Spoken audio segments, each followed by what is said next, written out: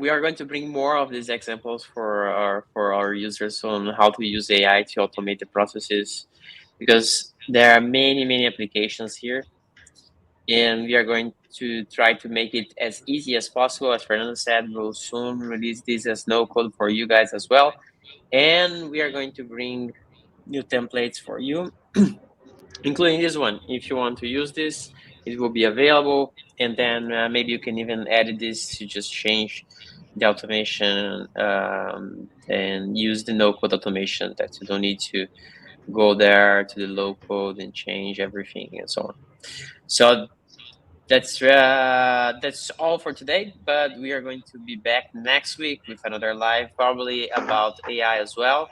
If you enjoyed this, please subscribe, and that will help us to just know that you guys like this kind of content, and will help us to just produce more and more videos that are useful for you.